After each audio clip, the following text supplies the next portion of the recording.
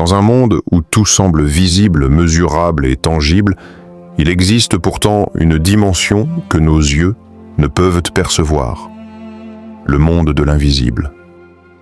Un univers silencieux, mais bien réel, qui influence parfois nos vies sans que nous en ayons pleinement conscience. L'islam nous enseigne que derrière les apparences se cachent des forces spirituelles, des énergies et des présences que seul Allah maîtrise parfaitement.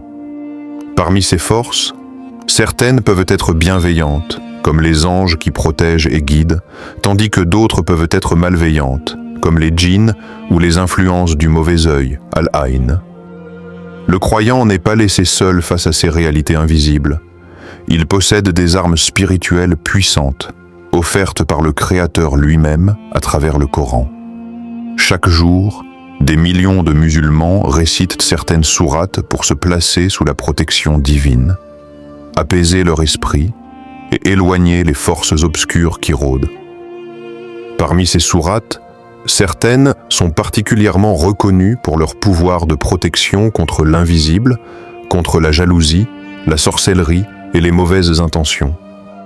Mais laquelle d'entre elles est considérée comme la sourate qui protège contre l'invisible? Quelle parole d'Allah a été révélée pour être un bouclier spirituel face à l'invisible et à tout ce qu'il renferme? Dans cette vidéo, nous allons plonger au cœur du Coran pour découvrir la sourate de la protection, comprendre sa signification profonde et apprendre comment elle peut devenir une source de sérénité et de force dans notre vie quotidienne. Dans la foi musulmane, le monde ne se limite pas à ce que l'on voit. L'univers visible, les montagnes, les mers, les étoiles et les êtres humains n'est qu'une partie d'une réalité bien plus vaste. Au-delà du regard et de la perception humaine, il existe une dimension appelée Al-Ghaib, Al-Rib, c'est-à-dire l'invisible. Le Coran mentionne à plusieurs reprises ce terme pour rappeler que la connaissance absolue de l'invisible appartient à Allah seul. C'est lui qui détient les clés de l'inconnaissable. Nul autre que lui ne les connaît. Sourate Al-An'am, verset 59. L'invisible englobe tout ce que l'homme ne peut ni voir ni mesurer. Le monde des anges, des djinns, de l'au-delà, du destin, et même des pensées cachées dans les cœurs. Ces réalités échappent à nos sens, mais elles influencent notre existence. Les anges, malaïka, sont des créatures de lumière, obéissantes à Allah, messagères de sa volonté. Ils protègent, inscrivent les actions des hommes et veillent sur les croyants. Les djinns, quant à eux, sont des créatures créées d'un feu sans fumée, dotées de libre arbitre, capables du bien comme du mal.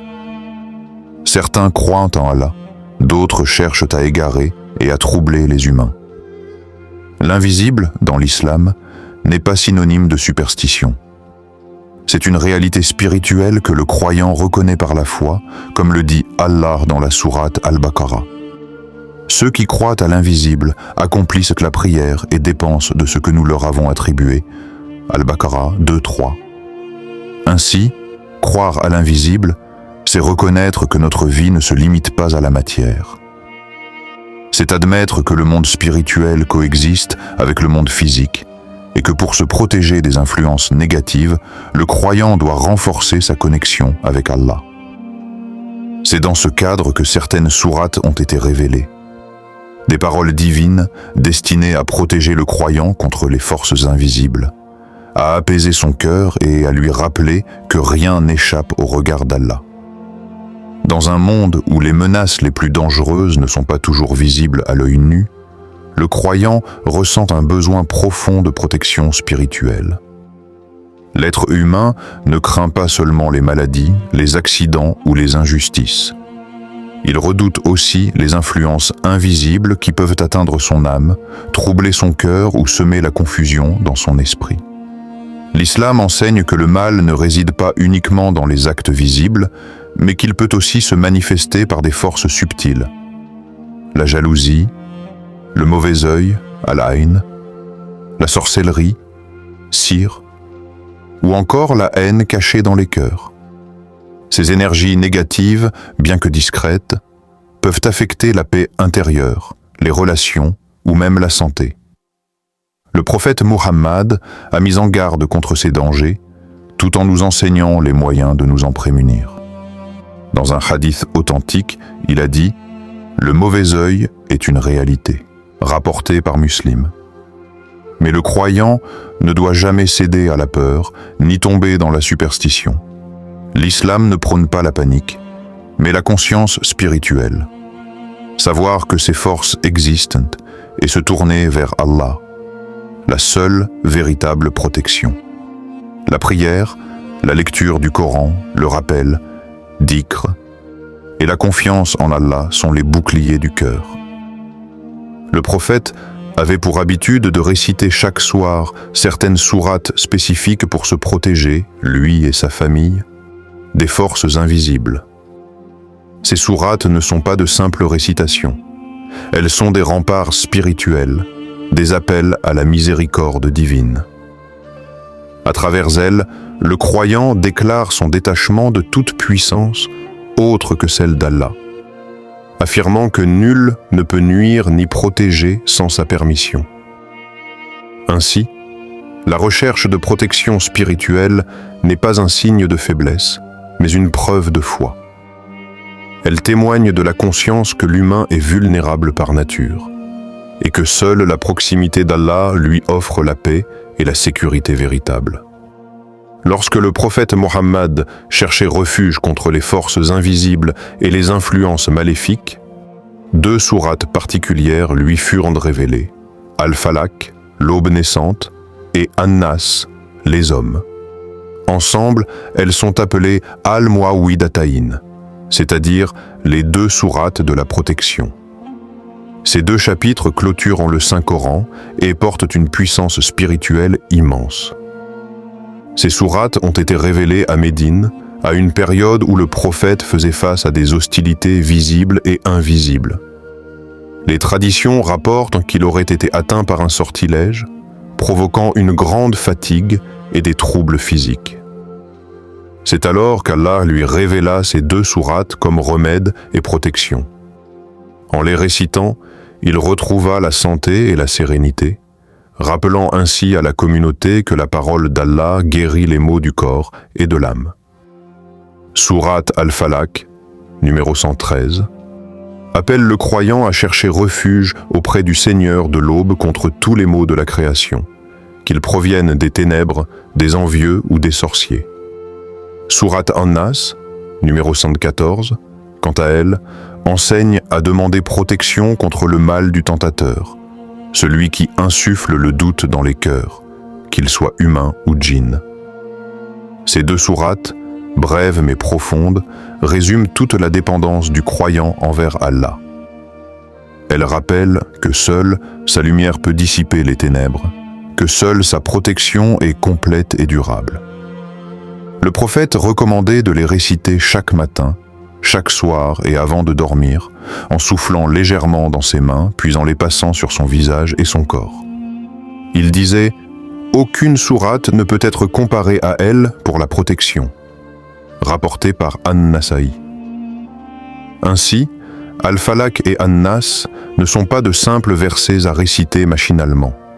Ce sont des boucliers spirituels, des prières d'abandon total à la volonté d'Allah, des rappels que le refuge ultime ne se trouve ni dans la peur ni dans la magie, mais dans la parole du Créateur lui-même. Les sourates Al-Falaq et An-Nas sont souvent récitées ensemble. Elles complètent l'une l'autre, formant un rempart spirituel complet.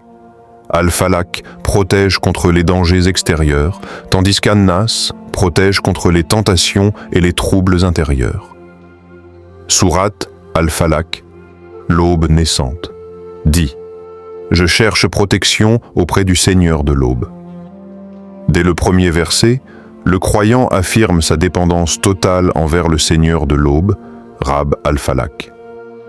L'aube symbolise la lumière qui chasse les ténèbres, tout comme la foi dissipe la peur et l'invisible. Chercher refuge en Allah, c'est reconnaître qu'aucune autre force ne peut réellement protéger. contre le mal de ce qu'il a créé. Ici, la protection est demandée contre tout mal, qu'il soit visible ou invisible, physique ou spirituel. Le Coran nous enseigne que le mal existe dans la création, mais qu'il ne peut atteindre personne sans la permission d'Allah. Et contre le mal de l'obscurité lorsqu'elle s'étend. La nuit évoque la peur, l'inconnu, et les forces invisibles qui profitent des ténèbres pour agir.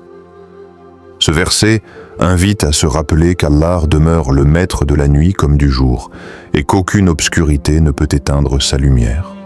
Et contre le mal de celle qui souffle sur les nœuds. Ce verset fait référence aux pratiques de sorcellerie, où des incantations étaient murmurées sur des nœuds pour jeter des sorts. Allah nous apprend ici que ces forces existent, mais qu'elles sont impuissantes face à sa protection. Le croyant doit se tourner vers lui, non vers la peur, et contre le mal de l'envieux quand il envie. Le dernier verset mentionne le mauvais œil, cette jalousie destructrice qui peut nuire par le cœur et le regard. Allah nous ordonne de nous en préserver, non pas en suspectant autrui, mais en fortifiant notre foi et en plaçant notre confiance en lui. Ainsi, Sourate Al-Falaq est une prière contre les maux extérieurs, les dangers physiques, les énergies négatives, la sorcellerie, la jalousie et la haine cachée. Sourate An-Nas, les hommes, dit « Je cherche protection auprès du Seigneur des hommes ». Cette sourate commence par une triple invocation.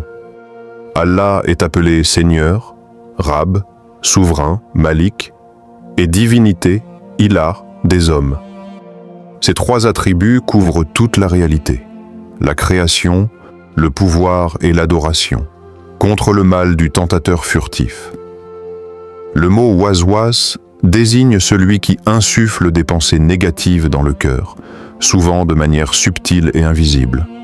Le croyant apprend à reconnaître ces murmures intérieurs qui sèment le doute, la peur, la colère ou la tristesse, qui soufflent dans les poitrines des hommes.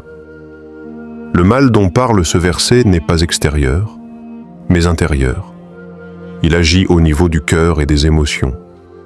Cette sourate rappelle que la plus grande bataille se déroule à l'intérieur de soi, entre la foi et les suggestions du mal, qu'il soit d'entre les djinns ou les hommes. Enfin, Allah révèle que ces tentateurs peuvent être invisibles, djinns, ou visibles, humains.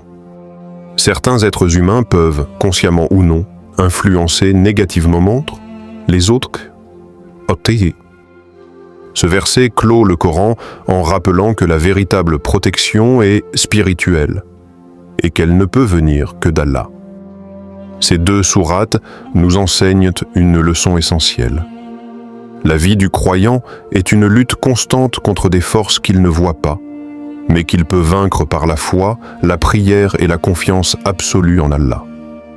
Elle nous rappelle que la parole divine n'est pas seulement à lire, mais à vivre. Chaque récitation devient une lumière, chaque verset un bouclier, chaque souffle un refuge. Les sourates Al-Falaq et An-Nas ne sont pas de simples récitations à apprendre par cœur. Elles représentent une clé spirituelle qui ouvre la porte de la sérénité et de la protection. À travers elles, le croyant renouvelle chaque jour sa foi, son lien avec Allah et sa conscience que toute sécurité, toute paix intérieure ne viennent que de lui. Le prophète Mohammed récitait ces deux sourates chaque matin, chaque soir et avant de dormir. D'après Aïcha, qu'Allah l'agrée, il avait pour habitude de joindre ses mains, de souffler légèrement dessus, puis de réciter Al-Ikhlas, Al-Falaq et An-Nas, avant de passer ses mains sur tout son corps. Il faisait cela 3 fois. Ce geste symbolique rappelle que la protection divine englobe tout l'être, du corps à l'âme, du visible à l'invisible. Ces sourates peuvent être utilisées dans de nombreuses situations. Lorsque l'on ressent de l'anxiété, une lourdeur ou une peur inexplicable. Lorsqu'on a l'impression d'être exposé à la jalousie, à la médisance ou à des énergies négatives. Avant de sortir de chez soi, avant de dormir, ou lors de la récitation de la Ruqya, invocation de guérison spirituelle. Mais l'enseignement profond de ces sourates ne réside pas seulement dans la récitation, il est aussi dans la foi qu'elles nourrissent. Chercher protection auprès d'Allah, c'est reconnaître sa propre vulnérabilité. C'est dire « Ô Seigneur, je ne peux rien sans toi.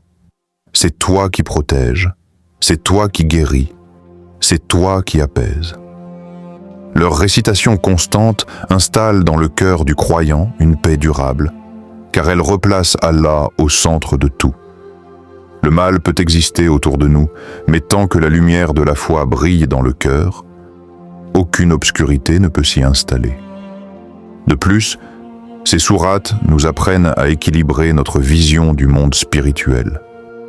Elles nous rappellent que les forces invisibles existent, sans pour autant nous pousser à la peur ou à la superstition. Le musulman doit rester confiant, équilibré et apaisé, sachant qu'il détient en lui le remède, la parole d'Allah. En récitant Al-Falaq et An-Nas, le croyant ne fait pas qu'appeler à la protection. Il renouvelle son tawhid, c'est-à-dire la reconnaissance de l'unicité absolue d'Allah. Il se détache de toute illusion de puissance humaine ou magique et remet son sort entre les mains du Créateur. Ainsi, ces sourates deviennent plus qu'une défense. Elles deviennent une forme de purification intérieure. Elles lavent le cœur de la peur, de l'envie, de la rancune et du doute. Elles enseignent que le vrai refuge ne se trouve ni dans les amulettes, ni dans les charmes, ni dans les forces occultes, mais dans le souvenir d'Allah et la confiance en sa protection totale. Bien que les sourates Al-Falaq et An-Nas soient connues comme les sourates de la protection, le Saint-Coran contient d'autres versets et chapitres puissants qui jouent un rôle complémentaire dans la préservation spirituelle du croyant. Ensemble, ils forment une armure de lumière contre les épreuves visibles et invisibles. L'une des plus puissantes est la sourate Al-Baqarah, la plus longue du Coran. Le prophète Mohammed a dit « Ne transformez pas vos maisons en tombes. Certes, le démon ne pénètre pas dans la maison où l'on récite la sourate Al-Baqarah, rapportée par Muslim. » Cette sourate contient de nombreux versets de protection, notamment Ayat al-Kursi, le verset du trône, 2:255. Ce verset décrit la grandeur absolue d'Allah. Allah, point de divinité à part lui, le vivant, celui qui subsiste par lui-même. Réciter ce verset après chaque prière et avant de dormir est une sunna fortement recommandée. Le prophète a affirmé que celui qui le récite avant de dormir sera protégé jusqu'au matin par un gardien envoyé par Allah. Une autre protection essentielle se trouve dans les deux derniers versets de la sourate Al-Baqarah, 2:285 à 2:286. Le prophète a dit « Quiconque récite les deux derniers versets de la sourate Al-Baqarah au cours d'une nuit, ils lui suffiront. » Rapporté par Al-Bukhari et Muslim, « Ils lui suffiront » signifie qu'ils le protégeront et apaiseront son âme durant la nuit. De même, la sourate Al-Ikhlas 112, récitée conjointement avec Al-Falaq et An-Nas, complète cette trilogie de protection. Elle proclame l'unicité d'Allah. 10. Il est Allah, unique, et affirme que nul ne lui est égal. En la récitant, le croyant renforce le tawhid, la base de toute protection spirituelle. Ces sourates et versets, lorsqu'ils sont récités régulièrement, forment une routine de lumière. Ils rappellent que la sécurité du cœur ne vient pas des talismans ni des objets, mais de la connexion vivante avec la parole d'Allah. Ainsi, le croyant peut se construire une véritable citadelle spirituelle, Al-Falaq et An-Nas pour repousser le mal et la jalousie, Al-Ikhlas pour purifier l'intention et affirmer l'unicité d'Allah, Ayat al-Kursi et Al-Baqarah pour chasser les démons et fortifier la maison. En combinant ces récitations avec la prière, le dhikr et la confiance sincère en Allah, Le croyant devient intouchable spirituellement, non pas parce qu'il est fort par lui-même, mais parce qu'il est sous la protection directe du Tout-Puissant. Les traditions prophétiques montrent à quel point le prophète Mohammed accordait une importance particulière aux sourates de protection. Il ne s'agissait pas seulement de paroles récitées, mais d'un acte de foi et de confiance totale en Allah. Aïcha, qu'Allah l'agrée, rapporte: lorsque le prophète tombait malade, il récitait sur lui-même Al-Mu'awwidatayn, Al-Falaq et An-Nas, et soufflait légèrement sur son corps. Et lorsqu'il était très affaibli, je récitais pour lui ces sourates, et je passais ses propres mains sur lui, espérant ainsi la bénédiction. Rapporté par Al-Bukhari. Ce témoignage bouleversant montre que même le messager d'Allah, choisi et protégé, cherchait refuge auprès d'Allah par la récitation de ces sourates. Cela prouve qu'aucun être humain n'est à l'abri du mal, mais que la parole d'Allah demeure le refuge le plus sûr. Un autre hadith rapporté par Uqba ibn Amir, qu'Allah l'agrée, dit: le prophète m'a dit, récite Al-Falaq et An-Nas chaque fois que tu te couches et chaque fois que tu te lèves. Aucune sourate ne peut te protéger comme elles le font. Rapporté par Abu Daoud et Tirmidhi. Ces paroles soulignent une pratique quotidienne. La récitation matin et soir, afin que le croyant commence et termine sa journée sous la protection divine. Les compagnons, suivant l'exemple du prophète, récitaient régulièrement ces sourates pour eux-mêmes, leurs familles et leurs enfants. Ils avaient la conviction que la protection spirituelle précède toute protection matérielle et que le cœur en paix attire la bénédiction, baraka, d'Allah. Ces témoignages authentiques nous rappellent que la foi active n'est pas seulement dans la prière ou les actes visibles, mais aussi dans ces instants intimes de récitation, où le croyant se confie totalement à son Seigneur, reconnaissant qu'il ne possède ni pouvoir ni force, si ce n'est par Allah. Dans un monde rempli d'incertitudes, d'influences et de troubles visibles et invisibles, le croyant trouve dans le Coran un refuge lumineux, une source de paix que rien ne peut éteindre. Les sourates Al-Falaq et An-Nas ne sont pas de simples versets récités machinalement. Elles sont un rappel vivant que la véritable force ne réside ni dans la richesse, ni dans le statut, ni dans la puissance matérielle, mais dans la connexion avec Allah, le protecteur suprême. À travers ces sourates, Allah nous enseigne que la peur se dissipe dans la lumière du Tawhid, l'unicité divine. Lorsqu'un croyant prononce « Je cherche protection auprès du Seigneur », il ne répète pas seulement une formule. Il proclame sa foi, il se place volontairement sous la garde du Créateur de l'univers. Cette parole devient alors un bouclier invisible, un rempart contre tout ce qui tente d'atteindre son âme. Le message d'Al-Falaq et d'An-Nas est universel. Le mal existe, mais il n'a de pouvoir que si l'on s'en détourne d'Allah. Le remède est simple et accessible à tous. Nul besoin de talismans, de rituels complexes ou de secrets cachés. La protection réside dans la foi sincère, la récitation, la prière et la constance dans le rappel d'Allah. Chaque fois que le croyant récite ces sourates, il renouvelle une promesse silencieuse, celle de confier sa vie, son cœur et son esprit à celui qui ne dort jamais, celui dont la lumière ne s'éteint pas. C'est cette confiance qui transforme la peur en sérénité, la douleur en patience et le doute en certitude. Alors, lorsque les ténèbres de la jalousie, de la tristesse ou du doute s'approchent, souviens-toi de ces paroles divines. Récite-les avec foi, avec amour, et laisse la lumière d'Allah pénétrer ton cœur. Car celui qui cherche refuge auprès d'Allah ne sera jamais abandonné, et ton Seigneur t'enveloppera de sa protection, car il est le meilleur des gardiens. Sourate Yusuf, verset 64.